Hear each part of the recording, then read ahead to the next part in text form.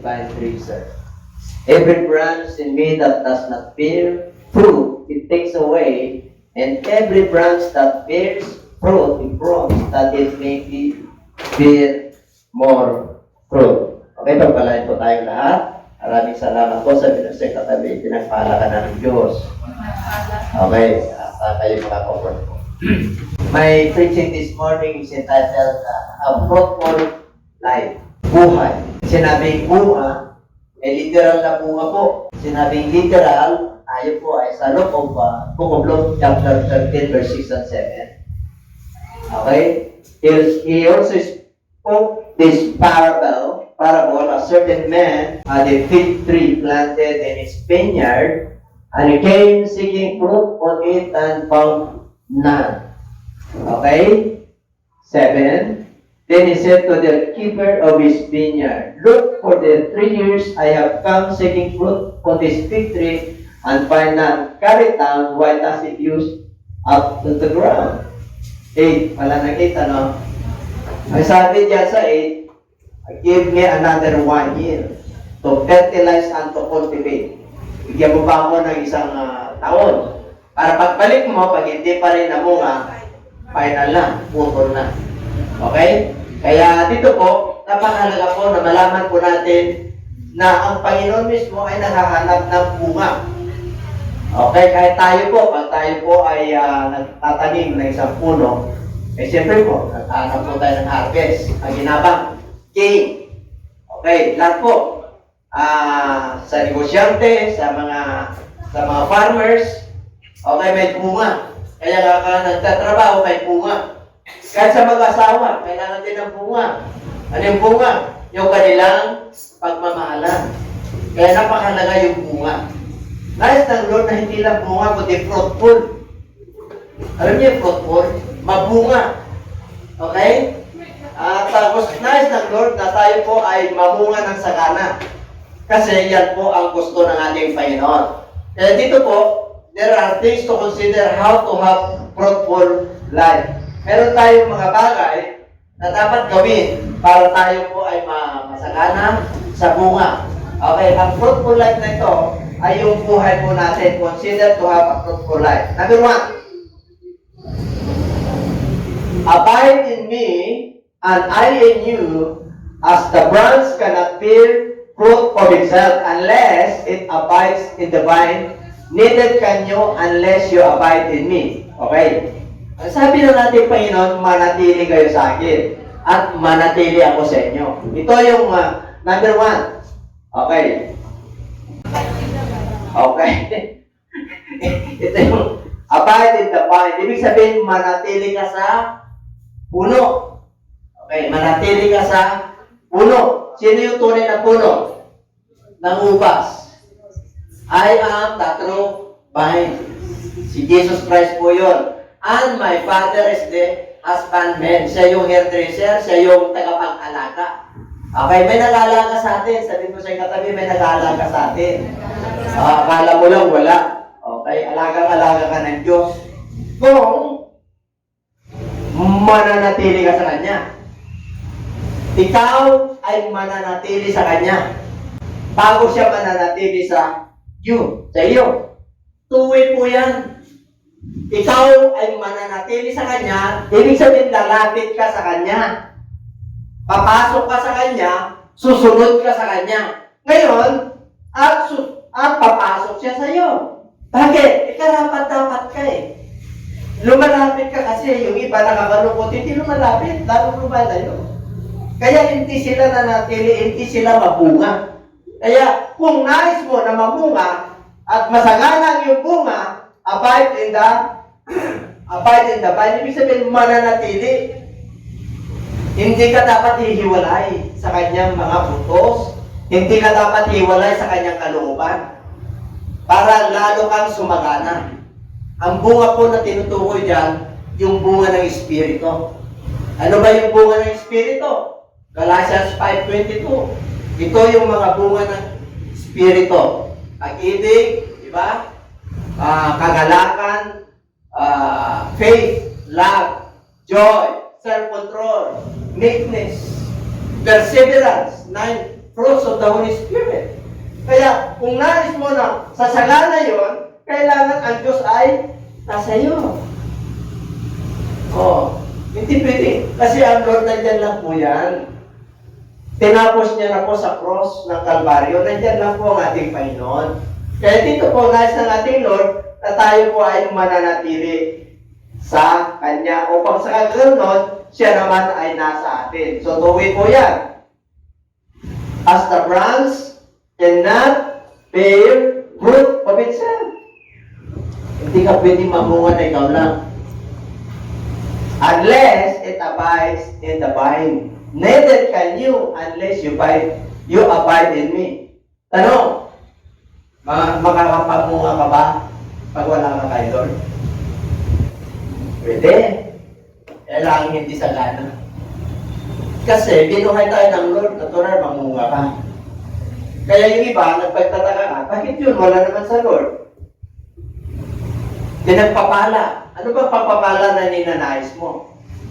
Marami kasing blessing ng Lord eh. Amen? Eh, ang gusto ng Lord, balansin po tayo. Minsan, ang blessing na gusto natin, yung nais natin, number one, siyempre gusto natin magkapera, magkahanap buhay, magkapro. Tama? Kasi basic po yun. Pero tayo po ay nakakaraos. Kahit nasabihin mo na tama-tama lang po yung dumarating, nakakaraos. Kasi po, kahit nawala ka sa Lord at hindi ka nanatili sa Kanya, at hindi ka sumusunod sa Kanya, pakakainin ka ng Diyos. Tama? Kaya mahirapan ka. Ang nais ng Lord, nakadugtong tayo sa Kanya. Amen? Eh yung iba, humihiwalay. Ang akala nila, ang nasa Lord ay puro problema at hindi pinagpapala at hindi masaya. Bro, mali. Pag nasa Lord ka, masaya ka. Kasi, nananatili ka sa Kanya, ganun din siya sa iyo. Nandyan si Lord sa buhay mo, sa puso mo, sa isip mo, sa buhay mo. Kaya sabi niya, hindi mo kaya yan. Hindi ka magbibir ng fruit unless it abides in the vine. Neither can you unless you abide in me. So, ibig sabihin dalawa po yan. Lalapit ka sa Kanya, papapasukin mo siya para pareho kayo nandyan sa buhay mo. Sumusunod ka sa kalooban niya. Amen? Yun yung number one. Abide in the vine. Ibig po sabihin, manatili ka sa tunay na ubas. At yan ay ang ating Panginoon. 5. Verse 5. Hindi, tapusin muna natin yun. Verse 5 ito. I am the vine. You are the branches. He who abides in me, and I in him, bears much fruit. For without me, you can do nothing. Okay, ulitin natin. Ako ang tunay na ubas. Kayo yung sanga. Siyempre po, kailangan nakatugtong tayo sa puno. Nakatugtong tayo. Ibig sabihin, pag ikaw ay tao, kailangan nakatugtong ka sa Diyos. Yung mangga, kailangan nakatugtong yung para magkaroon siya ng dahon. Okay, bago magdahon yan, pagkatapos ng dahon yan, puno. Ngayon, yung nananatili sa akin at nasa Kanya, ano daw? Bears much fruit. Mamunga ng sagana. For without me, you can do nothing. Hindi mapapaigi ang buhay mo pag walang Diyos sa iyo. Yes, mabubuhay ka. Pero, liko-liko. Ibig sabihin, madilim ang tinatahak mo. Wala kang direksyon. Kasi hindi ka nakatugtong sa puno. Kaya kayo mga viewers, kailangan tumugtong kayo sa tunay na puno. Ang ubas. Puno, tunay na ubasan. Ang Panginoong Hesus, ang Ama, ang siyang nag-aalaga. Nung siya po ay nagsasalita rito, sabi niya, ako ang tunay na puno ng ubas at ang Ama ang aking tagapag-alaga. Okay, so may tinutukoy siyang Ama. Kasi nandito po siya bilang laman. Ang tinutukoy niya po yung Holy Spirit. Yung Espiritu ng Ama nasa kanya. Yun ang witness niya po. Pero hindi ibig sabihin na dalawa po sila. Kaya wala kang magagawa. Kung gusto mong mamunga ng sagana, tumugtong ka sa tunay na puno ng ubas. Marami nakatugtong, hindi sa tunay na puno ng ubas sa will nila. Di ba? Sa kanilang denominasyon. Ang gusto ng Lord sa kanya, diretso ka. Sabihin mo si Patabi, diretso tayo. Dati nung sa Old Testament, marami pang seremonya. Ngayon, diretso na tayo mula po ng mga ating Panginoon ay namatay sa cross. Diretso na po tayo. We have now the right access to God. Sabi mo, direkta ka na. Kaya kita-kita ka rin ng Lord pag kung magawa ka ng hindi maayos. Kasi direkta nga eh. Nandiyan pa ba kayo? Kaya dapat hindi paliko-liko yung ating buhay. Kailangan diretso lang po tayo sa gabay ng Diyos, sa pantubay ng Holy Spirit, sa gabay ng Kanyang salita, at sa gabay ng Man of God. O, nandiyan tayo mga kapatiran, mga leaders of the church. Nandiyan po. Punong-puno na po tayo ng pagpapala ng Diyos sa spiritual. O, hindi na tayo pinabayaan ng Diyos. Amen po, palampakan natin ang Lord. If anyone does not abide in me, he is cast out as a branch and is withered. Natutuyo. Kaya tingnan nyo, dami natutuyo. Tuyong-tuyo. Panireklamo sa Diyos. Panay-complain. Hindi nasa-satisfied sa mga dumarating sa Kanya. Hindi nila na-appreciate yung blessing ng Diyos. Pag naka-Lord ka, na-appreciate mo po yung mga dumarating. Kaya sabi ng Lord, in everything, give thanks for this is the will of God. Yan pa ba kayo? O kahit na sabihin mo na, nag-init naman, o pinay-tulog ka ng Diyos, gusto naman natin na lumamig. Yan pa ba kayo? Hello, wala eh. Parang mag-miss tayo. Ako nga nakahanda na yung Amerikano ko. Kailan? Eh nung nakita ko na, no? Eh baka mamaya. Amen? Yan pa ba kayo? Meron na lang, may reserve. Pag mas mainit pa, meron pa akong service media. Nabarong. Yan pa ba kayo? Kaya ano tayo? Kasi, tumatahak po tayo. Nakahanda tayo. Kung paano ko si Bishop, nag-reclam, ang init naman. Di ba? Mainit nga. Pero okay lang. Sabihin mo siyang tatabi ko. Kasama yan sa fruit of the Holy Spirit. Ano yun? Perseverance. Matiis. Kaya pag wala kang tiis, mahirapan ka. O itatapon, natutuyo, and they gather them and throw them into the fire, and they are burned. Yan yun, yung mga sa doon. Tuyong-tuyo na, ginagather sila, yung mga ginagawa nila, baliwala, tinalulugod ang Lord, pagdating ng panahon, hatulan sila. Ano raw? Hatulan sila at susunugin. O kaya nga may paghatol eh. Ano pa? Nandiyan pa ba? Meron pa? 7. Ayun na. So number 1, you must abide in the fight. Mananatili ka sa puno kasi sana tayo. Okay. Number 2. Get fruit or purge. Ibig sabihin, kailangan pag namuha ka, ang sabi ng Bible, ako yung tunay na ubas at ang aking ama ang siyang tagapag-alaga, bawat sanga na nasa akin na nakadugtong, na hindi namumunga, siya ay itinatapon. Wala pa kinabang eh. Natutuyuan. Ngayon, kung siya naman ay namumunga, di ba? And every branch that bears fruit, he proves that it may bear more fruit. Pag nagbubunga ka raw, nililinis para lalo kang mamunga. Ano ibig sabihin? Yung mga ugali natin na hindi maganda, dinilinis sa pamagitan ng salita ng Diyos. Para lalo kang mabunga ng sagana. Para yung mga ugali natin na hindi ka aya-aya sa Kanya, ay inaayos na. Amen? Yung bunga po dyan, bunga ng Holy Spirit, na yung dati nating pag-ibig, hanggang dito lang makasarili, na-extend mo kunti lang. Ngayon, naka-Lord ka na, kasi nakadugtong ka, so you must bear fruit. Kaya sa pamagitan ng salita, tayo po ay nililinis. Tingnan mo kayo katabi mo kung linis na yan. Hugas na yan. Okay. Kaya, tayo po, ay ayusin po natin ha.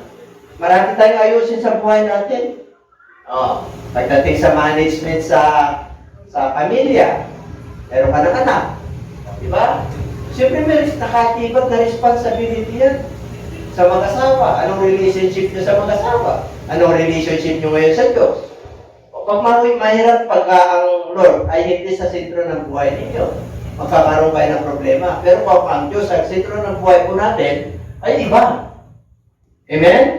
Meron kayong takot sa isa't isa, meron kayong paggalang sa isa't isa, at may pag-ibig kayo sa isa't isa. Yan ang maganda. Kaya lagi ko sinasabi sa mag-asawa, laging balanse kayo. Hindi lagi sa trabaho. Oh, meron akong nabasa. Oh, para sa iyong pamilya to, para sa ating pamilya to. Okay, ikaw na lang, magsimba. Gano'n lang. Ipag-pray mo na lang ako. Ito, hindi balanse. Bakit? Yung babae o yung lalaki spiritual. Yung isa hindi. Kaya pagdating niya, pagod na pagod. Magre-reklamo yan.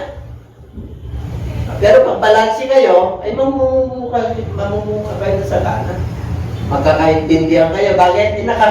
Ang nakakapagbalanse sa buhay natin ay ang salita ng Diyos. Kaya wag niyong hayaan na ang iyong hanggat maaari kayong mag-asawa. Talagang kayo, para pati yung mga anak nyo, dala po ninyo. Kaya pag laki po nila niyan, nandun kayo sa pamilya ng Diyos. Kaya wag kayong lalo na kayong mga, kung hanggat maaari, kung ayaw ng unbeliever po yung lalaki, believer yung babae, or either way, believer yung babae, unbeliever yung babae, yung lalaki naman ang believer. O ano sabi ng Bible? Pagka ganon. Ano turo ng Diyos? O, pag ang asawa mo ay hindi mananampalataya, gumawa ka raw ng mabubuting bagay. Para sa magkakaroon, makita niya yung kagandahan ng Diyos na sa iyo, siya mismo hindi na siya magsasalita.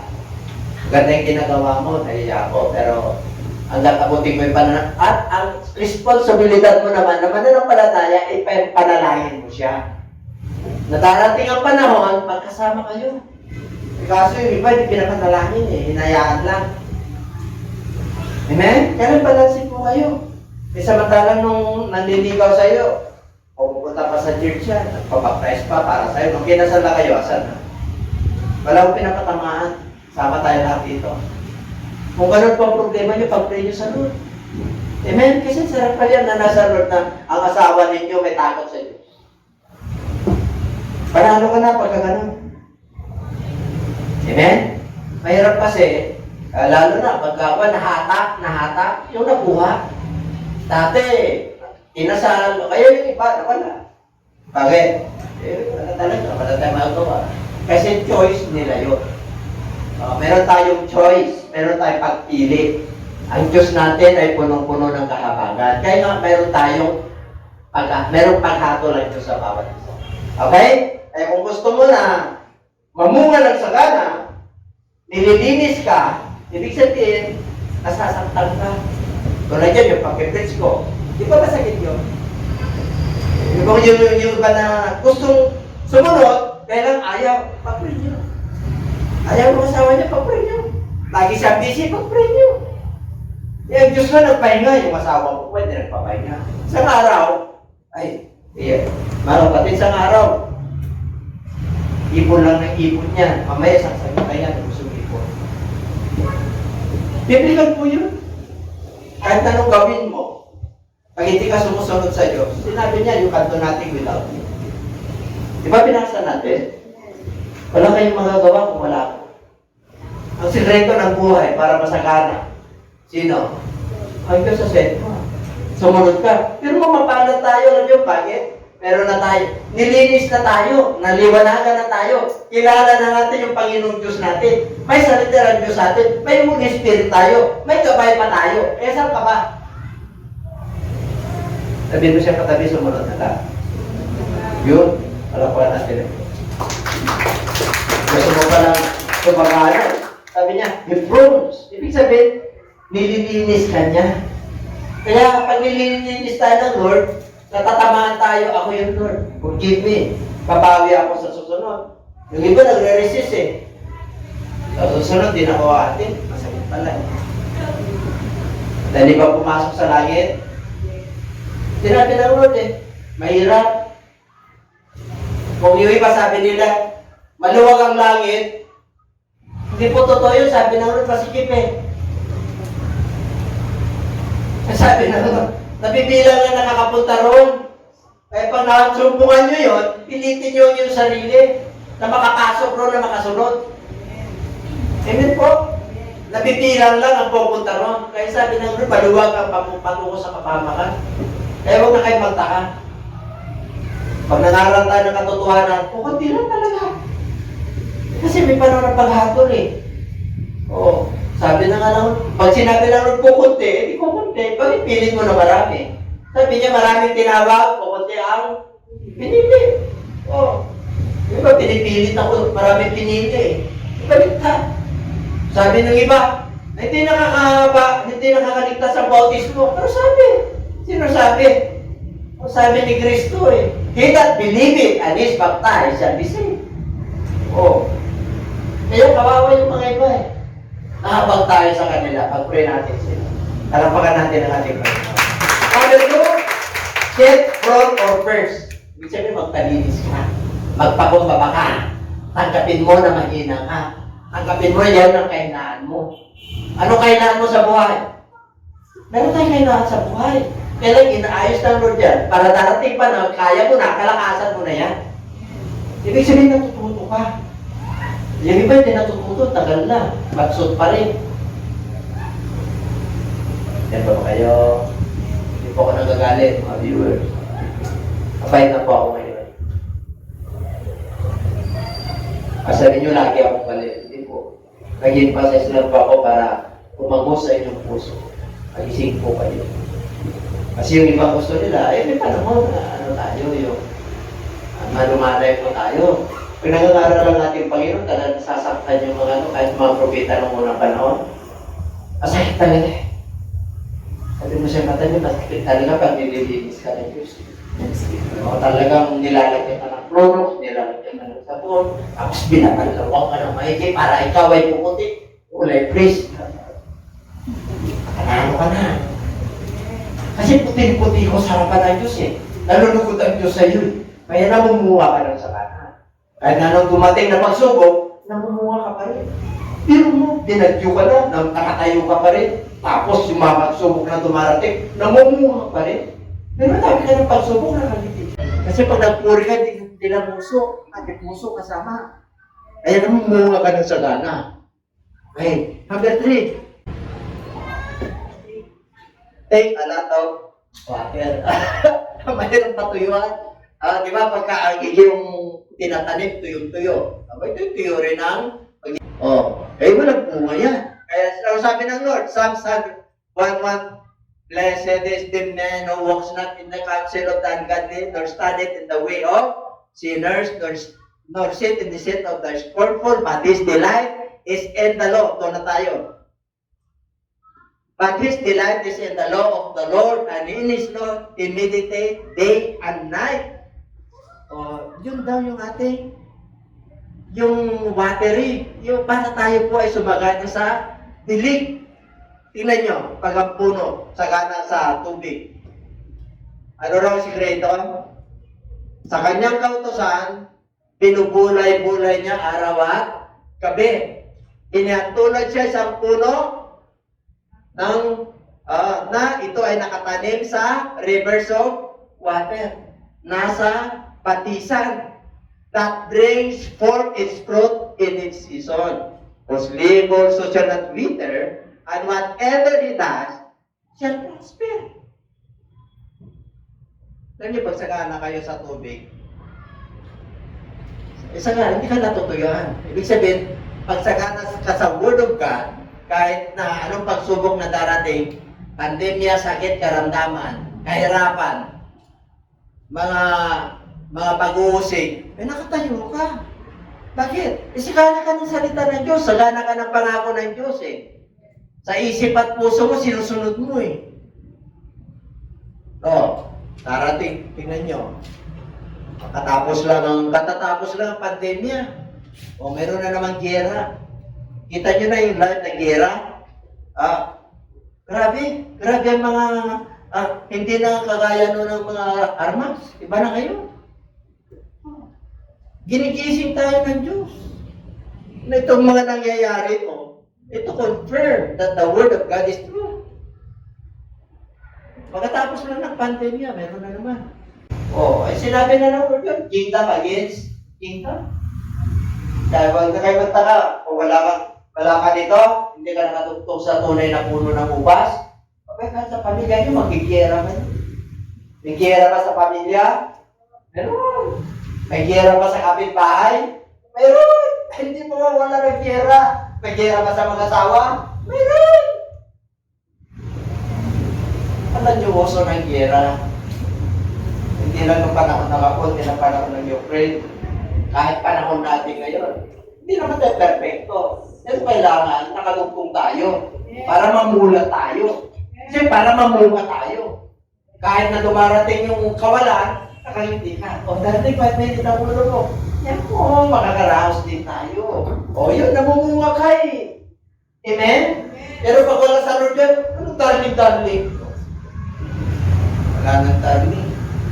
Lasing na. Hirap ng buhay. Pero pag namumunga, sabi ng Lord eh. And what? Ano man ang kanyang gagawin, siya ay papaglalaan.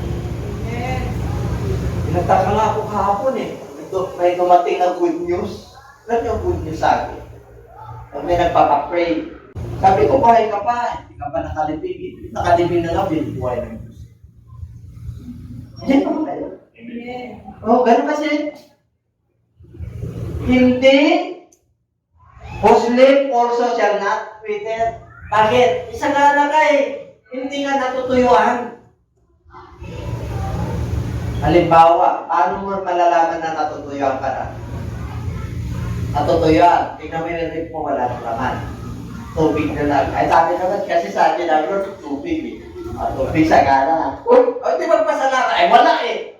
Ano gagawin mo pag reklamo ka ron? Ano pa naman ang buhay na to? Kasi iyon, papasahan mo yun. Amen? Sabi mo sa katabi, pasado tayo.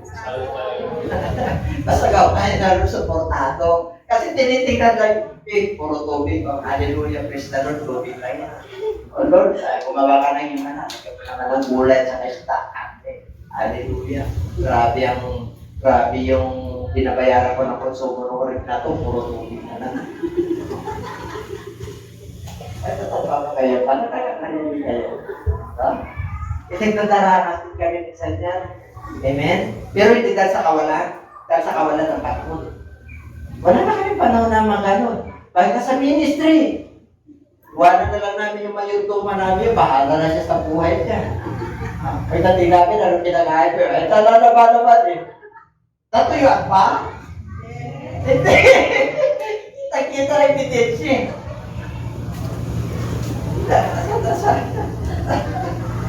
Asan pa kayo? Diyan pa kayo? Alam niyo, pagdating sa pera pinag-uusapan, nagdidikit ka na sa Diyos eh. Siya ang source ng lahat eh. Yung iba naglalayo, nagtatampo pa nga eh. Ginawa ko na nga yan. Tinisting ka lang ni Lord na nagsimpa ng 5 beses, tapos pang-6 na beses, nawala ka. Ay, huwag na. Hindi yata totoo. Hindi mo alam yung papi to, God's number yun. Itong nakikilo sa Diyos. Hindi pa kayo. Alam nyo, bago tayo kumakpang sa ating mga hakpangin, alam na ng Diyos yung ating inisip at puso. Sabi mo kaya na, atin ako ngayon, para pagpalain ako natin ka. Sa susunod, kinondisyonan mo kasi ang Diyos eh. Kaya alam nyo, ang Diyos, mahilig sa challenges yan. Mahilig sa hamon. Amen? May ibig sabihin yung hamon, yung challenges, hindi yung hinahamon mo siya, hindi. Yung challenges na, pag ako'y pinukay mo, Panginoon, ako'y maglilingkod sa iyo. Sino sabi niya, ang malapit ka lang, Nung nararamdaman mo, Lord, maglilingkod na ako sa iyo. Sinabi niyo ba yan? Narinig niya eh. Narinig niya eh. Kaya nga ka nagtitiis eh. Amen? Mamunga ka na. Huwag mo nang hayaan na matuyuan ka. Lahat ng panahon, namumunga ka. Kahit na may bagyo, namumunga ka. Amen? May pumunta. Bakit? Hindi ba Lord eh? Yan pa ba kayo? Pagtignan nyo, pagka umano lang kayo, sunod lang kayo, mamaya men. Kaya nais ng Lord na yung number 3, number 1, abide in the vine. Number 2, get rod or perch. Number 3, take a lot of water. Number 4, ayan, pakibasa. Okay. Bakit? Tingnan natin. But they answered and said to him, Sir, let it alone this year also until I dig around it and fertilize. Alam niyo, pag hindi namumunga ang inyong mangga, no, dati namumunga, o yung mga ibang puno ninyo, atis, o ano yung bayabas, abay, cultivate nyo. Baka mamaya, ikar na yan. Baka mamaya, kailangan ng cultivation. Yung dinidig. Di ba? Ganon din po tayo, matigas ang kalooban natin. Matigas. Kasi ang dami tayong experience sa buhay. Pinapatigas ng Lord yung atin. Hindi nyo lang, akala nyo, pinapatigas kayo. Hindi. Pinapaayos ng Lord yung puso natin para makasunod tayo sa Kanya, para makuha natin yung blessing. Hindi yung kukontrahin natin yung Diyos, yung salita niya. Hindi. Sunod ka lang. Kasi meron talagang bagyo sa buhay. Hindi lahat ay maayos. Amen? May bagyo. Sabi mo sa katabi, may bagyo sa buhay. Oo, minsan mapati ka tayo ngayon, wala nang Omicron. Ang mamaya mo naman, nilagnat ka, ay Omicron na yata ito. Diba? Kasi gano'n eh. Mamaya sintomas ng COVID, ay may COVID na yata ako. Pero kung ano eh. O, diba? May tumarating na ano, tapos biglaan eh. Pero pangyayari sa pamilya. Meron. Amen? Kaya may pangyayari sa kapaligiran, sa gobyerno, sa ibang bansa. Yung economy, yung gasolina, pataasan naman. Ang dami. Ang dami problema. Ngayon, ano gagawin natin? O, tayo, get cultivated. Kailangan, paano ka magkukultivate? Siyempre ko, kailangan mo yung pagdidig. Kailangan mo yung word of God, yung sword of the Spirit. Sa puso mo, sa buhay mo, sa ugali mo, sa pag-isip mo, sa pagsasalita mo. Sa mga kilos natin. Kailan kilos? Kristiyano. Diba? Oh. Kilos Kristiyano. Salita Kristiyano. Kasi pwede ka magsalita na hindi maayos. Yung harsh, hindi naman tayo perfecto. Pero whatever he does, he shall prosper. We are Christians in deed and in words and in action. Tatlo po yan. Kapag Kristiyano tayo ng salita, gawa at kilos. Hindi ka nga kumikibo.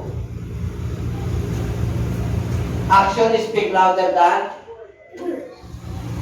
Hindi ka nga kumikibo. Ikalit ka naman pa. Nagtatapos ka na. Kahit yung asawa ko. Hindi siya kumikibo. Action speaks louder than words. Ano lang natin? Ano ba? Tatlo yan. Salita, gawa, at kilos. Apply some fertilizer. Kinultivate mo nga, hindi mo naman nilagyan mo ng tubig. Walang fertilizer. Ano ba fertilizer natin? Ha? Mga mananampalataya?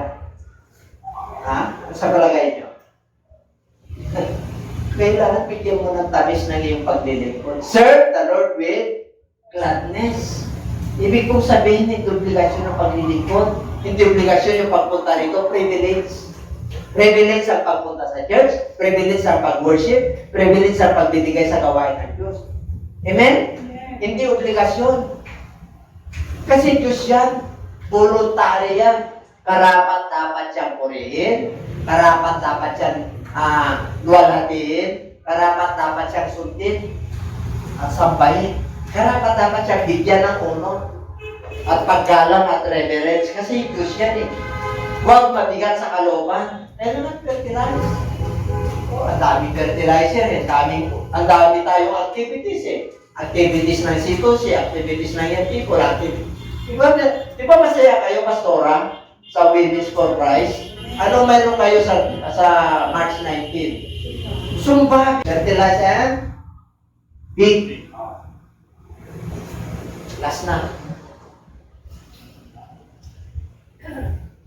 Ito matitito. Sino nag-i-Luis na ngayon? Sino nag-i-Luis na? Kasi natatago ka sa pandemya ka na lumalabas. O kaya sa puno, get exposed to sunlight. He shall be like a tree planted by the rivers of water that brings forth of its whose leaves shall not wither and shall prosper. Meron pa isa dito, Jeremiah. Yeah.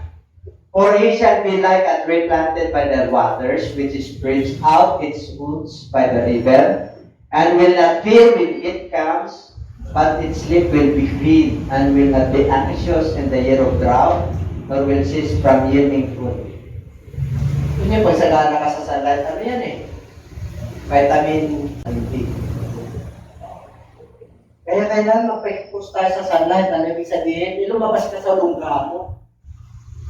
Pag ikaw ay sa puno yun sa mga halaman, ay pagka hindi expose sa sunlight yan, mag-i-yellowish siya, hindi maganda, hindi siya malusog. Ganun din po tayo.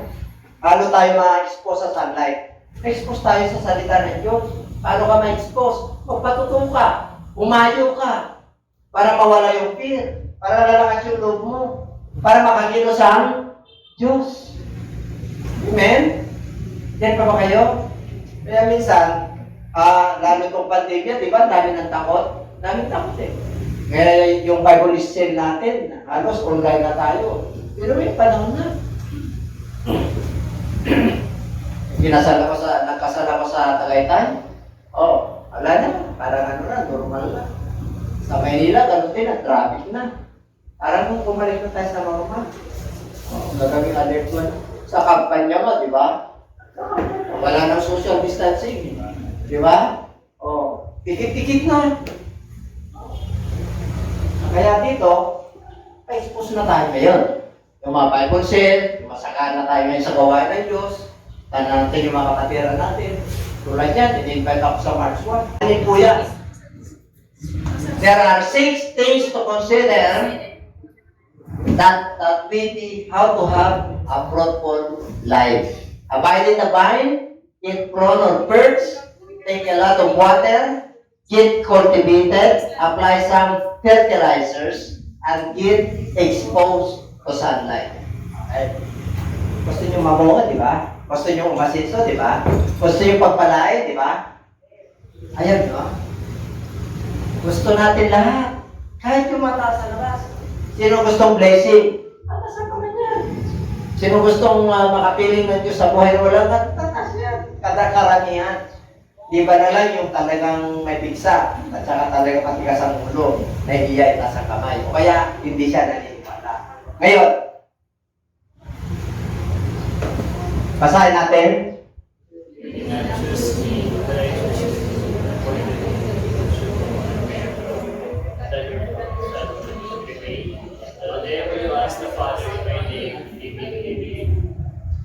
Hindi kayo pumili sa akin. Ako ang pumili sa inyo. Kaya ang gagawin nyo, nakatalaga na kayo, pinili ko kayo, ano raw gagawin? Humayo para mamunga at ang bunga ay kailangan mananatili. Tanong, may ginagawa ba tayo? Noong pandemya, nag-share ka ba? Nasupungan niya na ba i-share yung aming yung Kasabukan niya na, taas nga ang kamay na kasubok. Yung share, yung sinishare niyo. Di ba pag kami maganda kayong caption sa Facebook, sinishare niyo sa kaibigan. Bakit tayo yung i-share yung word of God? Dahil, kahit hindi nyo gusto yung salita, hindi nyo gusto yung ating Huwag yung tignan nyo yung salita ng Diyos. Amen? Kasi binigyan tayo ng pagkakataon na humayo sa pamagitan ng sharing. Hindi na hayo na mamasahe ka, magpagod ka kasi pandemya. Kaya nasa social media tayo. Alam nyo, kung tulungan nyo lang ako, subscription natin siguro ngayon, mga 5,000 na. Bakit? Bakit subscription natin 2,000 lang? Kasi, pinapanood lang natin. Hindi tayo nagla-live. Hindi tayo nagsusubscribe. May word of God dyan eh. Ang isinusubscribe nyo at yung pinapatala nyo ito, sentence. Yan yung pinapatala nyo. Ano yun? Yung nagawa ng ibang tao na na-bless kayo, sinishare nyo sa mga loved ones nyo kasi may moral lesson. Tama naman yun. Ano mas malaga yun? Yung word of God o yung na-experience nyo? Masakit, di ba? Yan ang preaching. Gusto nyo palang i-bless eh. Hindi ka nakakahayo. Ihayo mo na yung word of God. Gumawa ng paraan ng Diyos para ma-spread yung salita ng Diyos. Tingnan nyo, tatapos ang pandemic, baka mamaya darating na naman yan, mayroon na naman. Kiyera na naman. Ipahirap na naman ang lihis niya, pataas na naman. Sabi nga nila, ang gasolina natin, abot ng 100 pesos. Hindi pa. Pag tuloy-tuloy niya, kasi kakadalasan ng langis natin, galing sa Russia eh. Diyan tumadaan eh. Tingnan yun, gusto mo palang manatili. Ang sabi niya, akong pumili sa inyo. Pinili ka, kaya naging mananampalataya kay Kristo. Hindi kayo pumili sa akin. Inihalal kita, itinalaga kita para humayo. Hindi ka nga nakakahayo. Nandun pa, dami kang ginagawa sa Facebook mo, sa YouTube. Dami kang pinapanood. Tapos, yung sharing natin ng Word of God, every Sunday ng alam. Tinitignan mo. Saan? Masakit eh. Gusto mo palang umasenso eh. Pinipurge ka ng Word. Yun yung tama. Lakasan yung loob nyo, mga kapatid. Kahit nausigin ka sa pananampalataya mo, may sharing ka. Kapasa ka na. Hindi ko alam kung anong dahilan. Pero ako, aniniwala ako sa araw. Darating marami tayong subscriber. Kung hindi kayo gagamitin ng Diyos, di ba gagamitin ng Diyos? Amen? Ganun lang naman yun eh. Kung sa Diyos yan, at gusto niyo kumalat yung Ebanghelyo, hindi si Diyos. Ang Diyos ang gagawa ng paraan. And everybody say amen. Amen. Palapakan natin ang atin. Pero mo, umayo ka na, nagpandemya, magkahawan, o yung social media, and bear fruit, mamumunga ka sa ginagawa mo. Okay? And that your fruit should remain. Ano? Yung mga inasikan nyo ba, yung mga sinusubi nyo na nanatili? Nananatili? Ibig sabihin, naging mananampalataya sila, naging matibay sila, naging maayos ba sila, nagbago ba sila? Nagpapatuloy ba sila? Ibig sabihin, namumuha ka. Nananatili sila. Anong sikreto nung nananatili sila? Ano man daw ang iyong hilingin sa Ama, sa pangalan ni Jesus Christ, bibigay sa iyo. Kaya yung blessing, tama-tama lang. Bakit? Ilimitado eh. Hindi ka umayo. Kung gusto mo lang, kung meron lang activity sa church, eh yung bunga mo, hindi ka marami. Ngayon, at yung bunga mo ba, nag-backslide pa na wala pa, o hindi siya nag-remain. Eh kahit naas ka ng asa Ama, na nasa langit, hindi ka talaga magiging sagana. Anong hinihingi mo sa Diyos? Anong hinihingi mo sa Diyos? Kaya nakakalak. Anong hinihingi sa akin kung anong hinihingi mo sa Diyos? Maraming maligtas. Maraming mga churches na bakit hindi ko hinihingi sa Diyos ang pera? Paano na lang eh. Ibig sabihin, kapag maraming darating yan, siyempre magpo-provide siya ng structure. O, ano yung structure? Utang? Pera yun involved. O, di ba na ito? Diyan pa ba kayo? O, ngayon. Meron pa? Now, in the morning, as he returned to the city, he was hungry. Tuloy. And seeing a fig tree by the road, he came to it and found nothing on it but leaves and said, "Will let no fruit grow on you ever again." Immediately the fig tree withered away. And when the disciples saw it, they marveled, saying, "How did the fig tree wither away as so?" 21.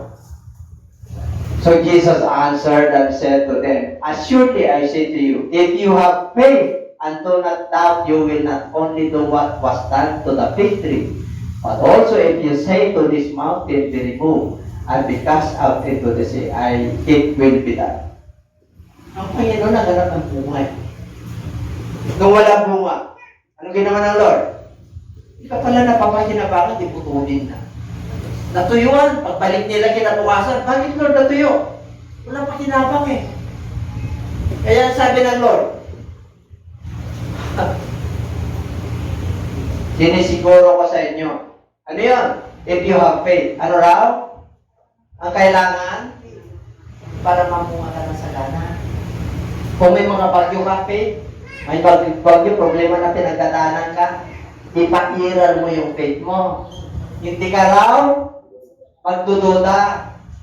Hindi mo lang daw magagawa yung kagaya ng ginawa niya na natuyo. Magagawa mo paano yun? Itong bundok na ito, alis ka dyan at itatapong kita sa dagat. Marami pa kayong bundok sa buhay. Ano yung bundok nyo? Pisa. Ano yung bundok nyo? Sakit. Ano yung bundok nyo? Kahirapan. Ano yung bundok nyo? Problema nyo mag-asawa sa pamilya. Anong bundok mo? Yung paglilingkod mo? Ang dami tayong suffering. Pwede mo lahat maalis yan sa tulong na nun. Amen? Paano? Sa pamagitan ng pananampalataya. Sakit! Sa pangalan ni Jesus. Alam niyo, pag may sakit ka, alam mo eh. Mararamdaman mo eh. Kaya ka ba? Pag kahirapan, mararamdaman mo rin eh. Kasi hindi ka naman maging mahirap agad eh.